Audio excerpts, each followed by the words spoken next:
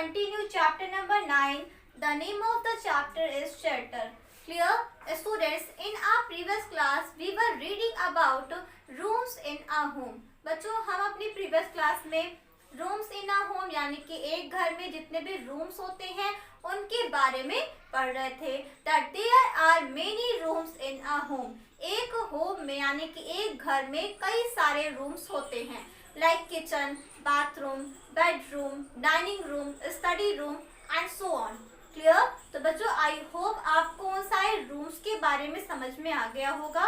अब हम अपने नेक्स्ट टॉपिक की तरफ चलते हैं. Our today's topic is characteristics of a good home, यानी कि एक अच्छे घर की विशेषताएं. क्लियर? अब बच्चों हम इस टॉपिक में ये पढ़ेंगे कि एक अच्छे घर की क्या क्या विशेषताएं होनी चाहिए या एक अच्छे घर में क्या क्या गुण होने चाहिए. Clear? A good home must have windows to let in fresh air and sunlight. बच्चों एक अच्छे घर में विंडोज यानी कि खिड़कियां होनी चाहिए. और खिड़कियों से क्या होगा, जिससे बच्चों फ्रेश एयर यानी कि ताज़ी हवा और सनलाइट यानी कि धूप की किरणें घर में आ सके. क्लियर है? Next, we must keep our home clean and tidy. बच्चों हमें अपने घर को साफ सुथरा रखना चाहिए. क्लियर? और बच्चों हमें अपने घर के साथ साथ अपने घर के आसपास भी साफ सफाई रखनी चाहिए. क्लियर? और बच्चों गुड होम की एक और कैरेक्टरिस्टिक है that a good home should be well lit.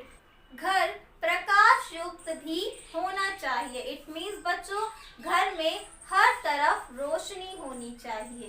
Clear है? Students, now open your book and see page number 65. Okay?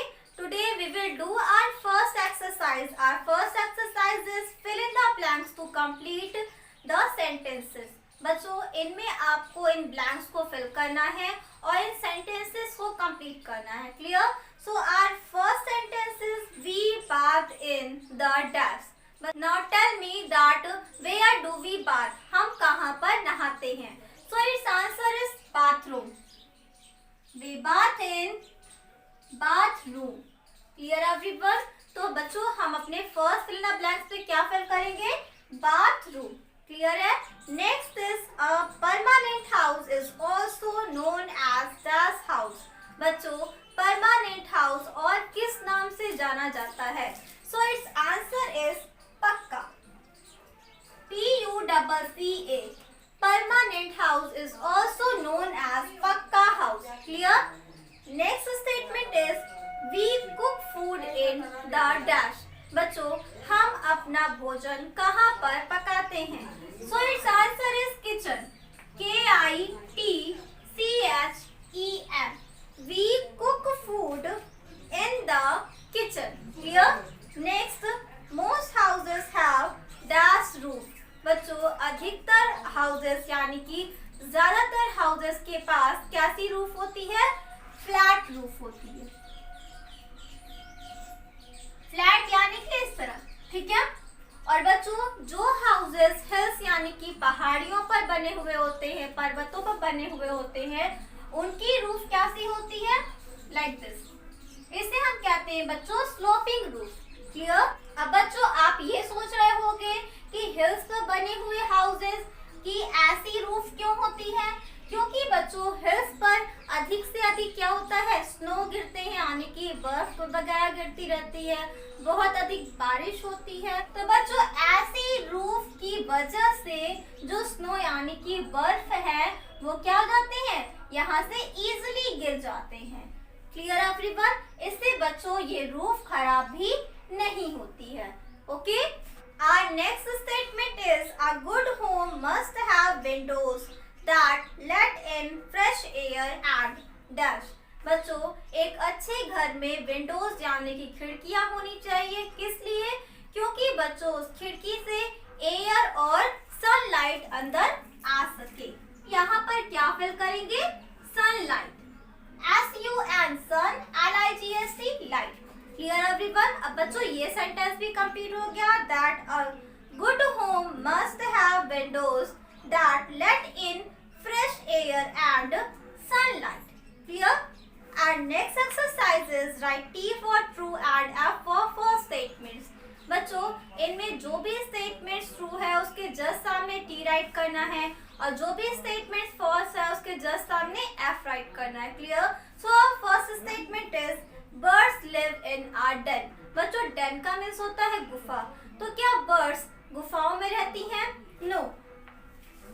That's why we will write here false.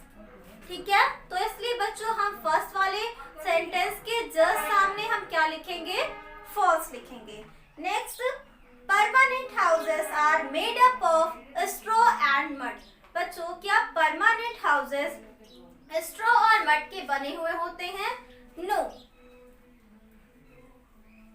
That's why we will also fill here F, because permanent houses are made up of bricks, cement and steel rod. Clear है?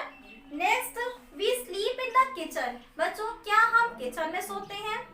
No, we sleep in our bedroom. बच्चों हम bedroom में सोते हैं. That's why this statement is also false. Clear है? Next, a good house should be well lit.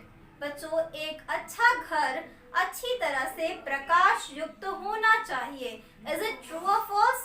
Yes, it is also true. Clear है? Students, that's all for today. Now it's time to do the class work and homework.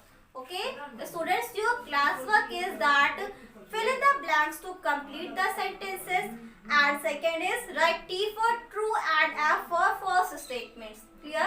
बच्चों यही आपका class work है जिसे आपको अपनी book में ही fill करना है.